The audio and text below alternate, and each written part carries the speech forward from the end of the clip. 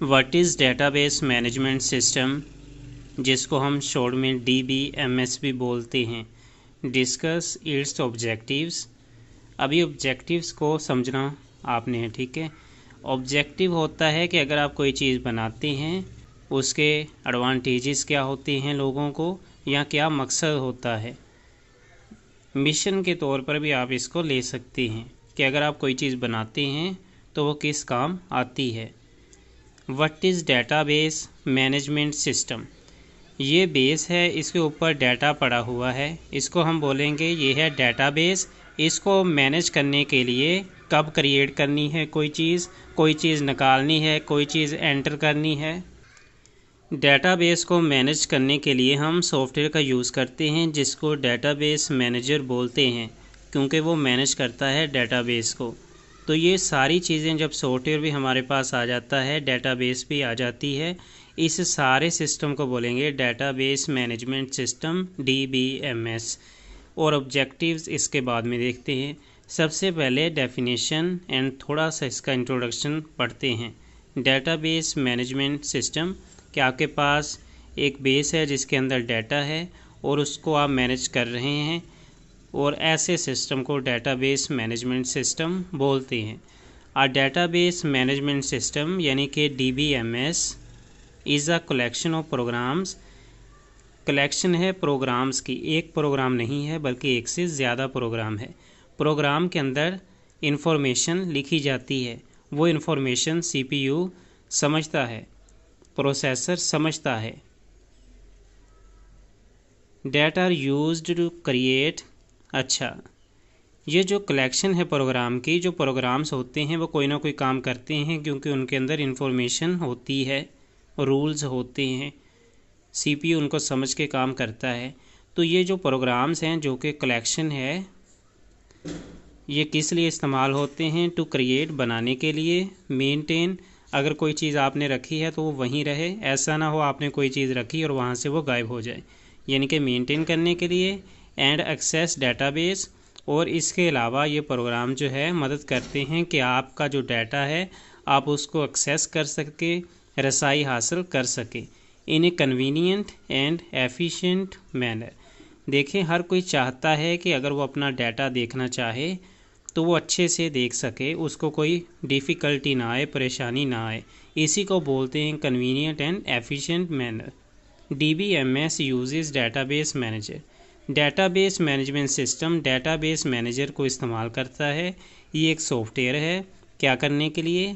To control the overall structure of a database. जो आपकी database है इसका जो स्ट्रक्चर है इसको कंट्रोल कौन करता है? Database manager.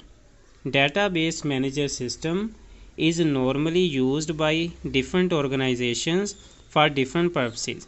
यहाँ पे देखें, फॉर एग्जांपल आपके स्कूल का डाटा है, इसी तरह यूनिवर्सिटी का डाटा है, इसी तरह बैंक का डाटा है। तो ये सारे डाटा एक जगह जब इकट्ठे हो जाएं हम बोलेंगे ये है डेटाबेस मैनेजमेंट सिस्टम।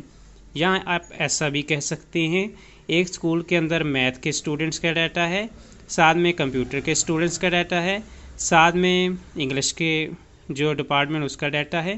तो अगर हम ये जो सब हैं इनको इकट्ठा कर लें तो हम बोलेंगे ये है डेटाबेस मैनेजमेंट सिस्टम, जिसमें डाटा जो है वो पड़ा है और डाटे की हिफाजत हम कर रहे हैं, उनको मैनेज कर रहे हैं।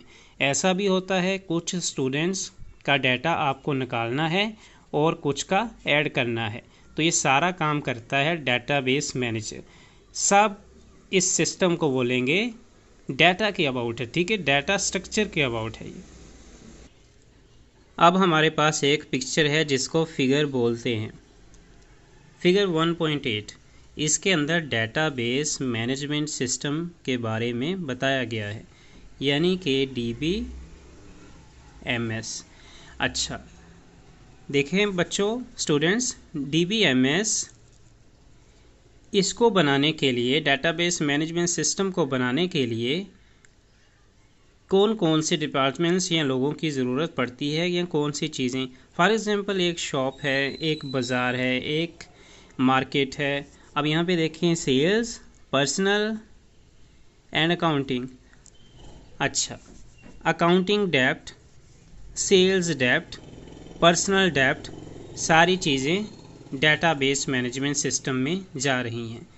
डेटाबेस मैनेजमेंट सिस्टम के अंदर जो डेटाबेस है, यानी कि ये बेस है, इसके अंदर जो डाटा है, अब ये डाटा ये है, ठीक है, जिसके अंदर एम्प्लॉयज़ हैं, उनकी इन्फॉर्मेशन, कस्टमर्स, उनकी इन्फॉर्मेशन, सेल्स कितनी हुई है, इन्वेंट्री, कौन कौन सी चीज़ें आपकी शॉप पर हैं, अकाउंट्स, और इसके अलावा जो वहाँ पे काम करते हैं या फिर पर्सनल जो लोग हैं उनका data, accounts.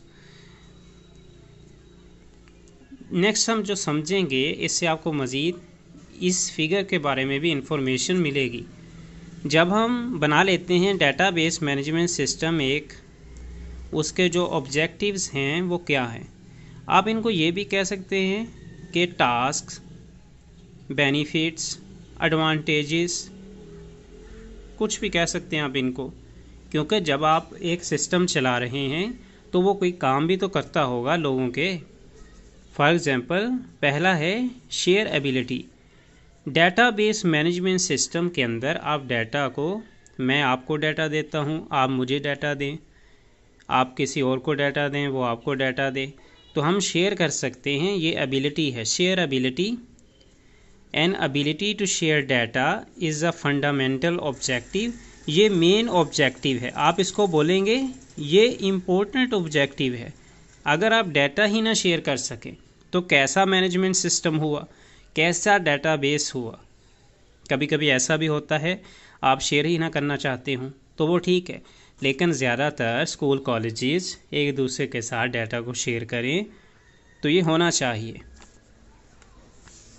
Share ability means that data is shared by different people. मुख्तलिफ लोग शेयर कर सकें एट द सेम टाइम, एक ही वक्त के अंदर। Data is stored at A central place. अब ये देखें, ये है सेंट्रल प्लेस, यहाँ डाटा स्टोर है। यहाँ से एक ने इसको शेयर किया, इसने इसको शेयर किया, इसने इसको शेयर किया, इसने इसको शेयर किया, लेकिन एक जो जगह है उसको सेंट्रल प्लेस बोलेंगे, यहाँ पे डाटा सेव होता है और बाकी जगहों पे शेयर होता है।